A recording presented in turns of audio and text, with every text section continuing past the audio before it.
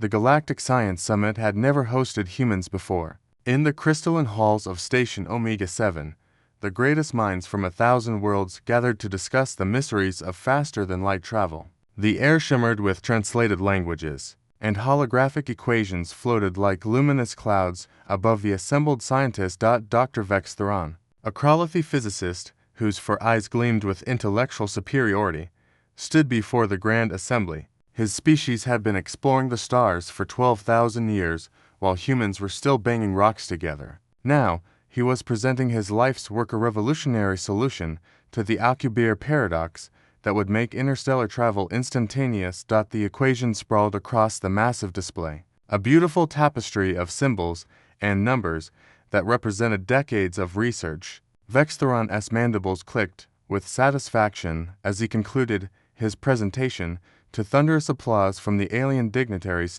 In the back row, two human teenagers sat quietly. Hazel, 17, with bright eyes and wild auburn hair, leaned toward her companion. Leo, 16, lanky and perpetually disheveled, was frantically scribbling notes on his datapad. "You see it too?" Hazel whispered. Leo nodded, his fingers flying across the screen. Line 47. The dimensional constant is inverted. Hazel bit her lip. They were just students, winners of Earth's youth science competition, sent here as ambassadors of humanity's newest generation of scientists. They weren't supposed to speak unless spoken to.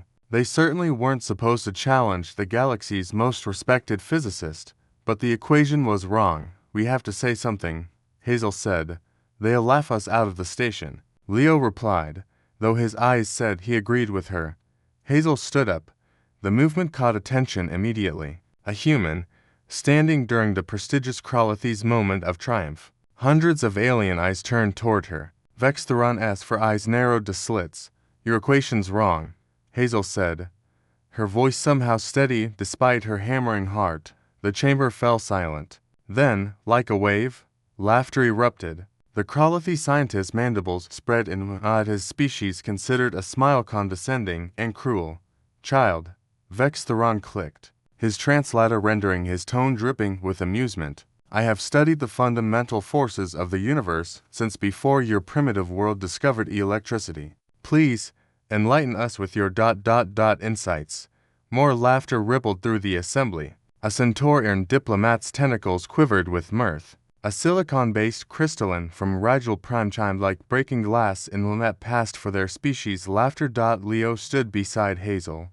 "Line 47, he said quietly. "The dimensional constant. You've inverted it." Vex Theron's laughter didn't falter. "The dimensional constant is a well-established principle, validated by 10,000 years of Kralathi research. You suggest I've made an elementary error." "Not elementary," Hazel said, pulling up her datapad and projecting her own calculations into the shared display. "Complex. The inversion works for the first 3 dimensions, which is why your simulations probably seemed correct. But when you extend to the 4th time, the equation collapses. Look." Her fingers danced across the holographic interface, breaking down Vex Theron's equation step by step. Leo joined her, their calculations flowing in perfect synchronization, each building on the other's work. They moved through the math with a grace that came from countless late nights studying together, challenging each other, pushing each other to think differently. The laughter began to die. "If you run your simulation out to 0.00 for seconds," Leo said, highlighting a section, "you'll see the temporal distortion doesn't stabilize, it cascades.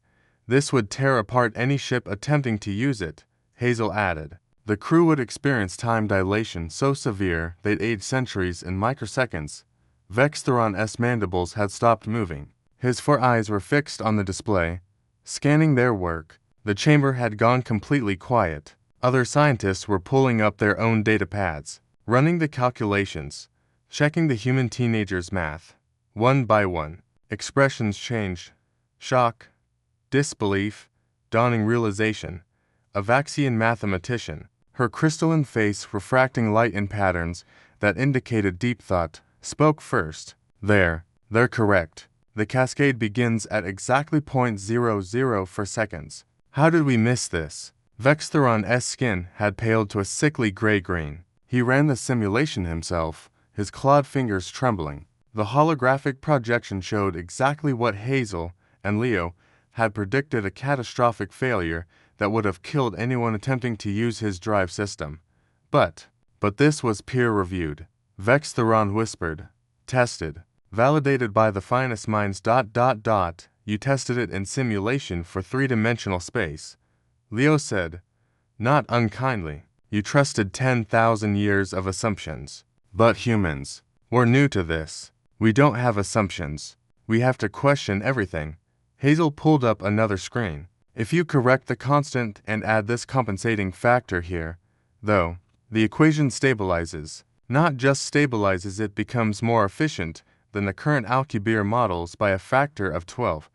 The chamber erupted, but not with laughter this time. Scientists surged forward, alien voices overlapping in a dozen languages, all demanding to see the corrected equation, to understand how these human children had seen what the galaxy's greatest minds had missed. Vex Theron stared at the two teenagers for a long moment. Then, slowly, he bowed, a gesture of profound respect in Kralathi culture. How? He asked simply. Hazel and Leo exchanged glances. Humans have only been doing this for a couple centuries, Hazel said. We can't afford to assume anything. Every equation is a puzzle we're solving for the first time, and we're really good at puzzles. Leo added with a slight smile.